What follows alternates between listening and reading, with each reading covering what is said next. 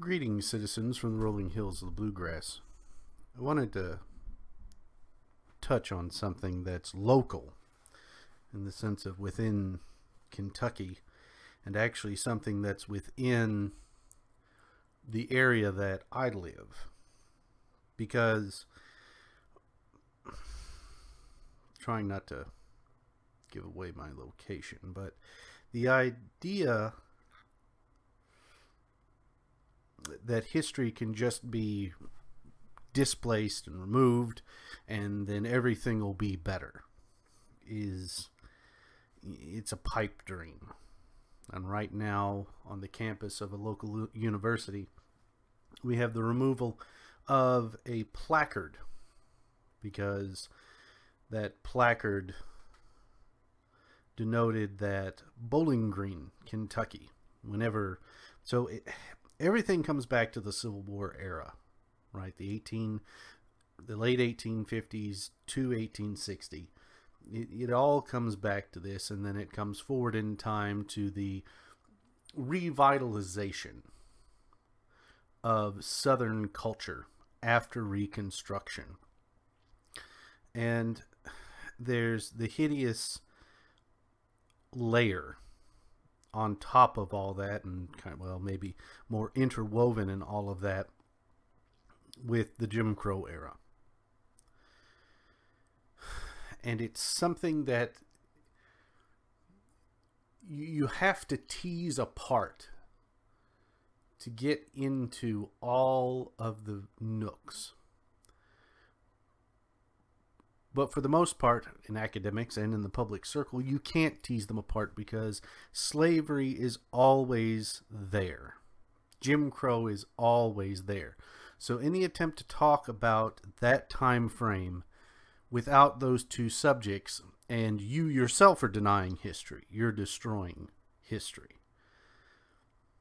And so now we have in Bowling Green them removing a marker denoting that it was voted the capital of the Confederacy in Kentucky, which was very short-lived, right? Kentucky was neutral, but of course there was divisions, and then it was knocked out pretty quick. The Union came in and took over very quickly, and that was something even noted by Abraham Lincoln, that we cannot lose Kentucky.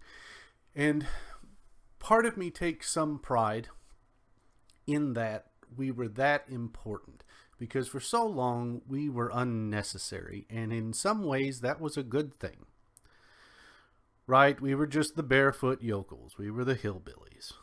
No one really cared. We were rural and poor. Kentucky who? And in some ways that insulates you, because you have nothing to give. You have nothing to take. You're poor, no one pays attention to you.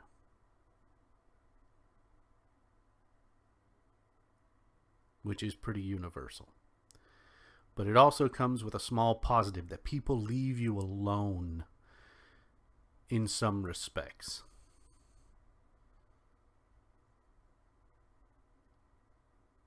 But now, thanks to our 3 major universities, they're in lockstep with the rest of these socialists. I almost want to remove liberal from my definition of talking about these people, because this has moved past liberal, right? And there's a through line from, say, the English Revolution in the 1600s, the 1640s, 1650s, right? There's a through line from that revolution through to the American Revolution, through the Civil War, and all the way up through the revolutions that came afterwards. There's a through line there that I wish some historian who was much smarter than me and was willing to take a large, grand view of the whole of history would take. There's an idea that floats in throughout there, all the way from back then, 1600, to now, 2020. That's a long time for an idea to gestate and to develop and move along. But the Civil War in America, the first Civil War, let's pray that a second one doesn't come, but the first Civil War, so much of what's going on now is linked to that. And we don't get to discuss it in clear terms because everyone immediately jumps to slavery, and that totally dominates the conversation. And there is so much more going on there. And this makes me sound, I know, like some kind of crazy. But it really is. There is so much more there, and it's manifesting in the removal of these things, of these markers, these symbols. Because you destroy a symbol, you remove its significance. That's right. That's pretty understandable.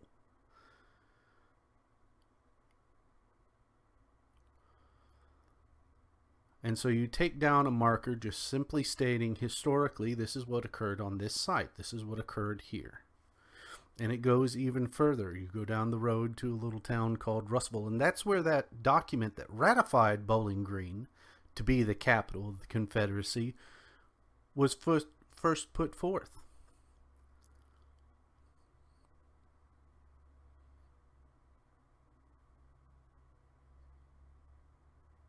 Are they going to take down those markers? Because it's probably coming.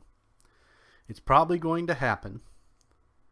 And then just across the county line in Todd County, a little further west, you have the monument to Jefferson Davis. Whether or not he deserves one, historically he deserves one, because he was central to the whole happenings. You have both presidents at that time, the Confederate and the Union president, both hailing from Kentucky.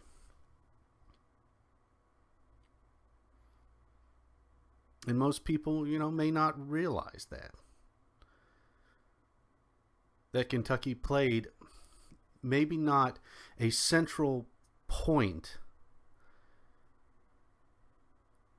in the fighting of the Civil War, but in many of the players, many of, the central figures, they have roots here in the Commonwealth. And historically, you may not agree with them, vehemently oppose everything that they have, but you should take pride that people from here played such an important role in the history of America, of these United States.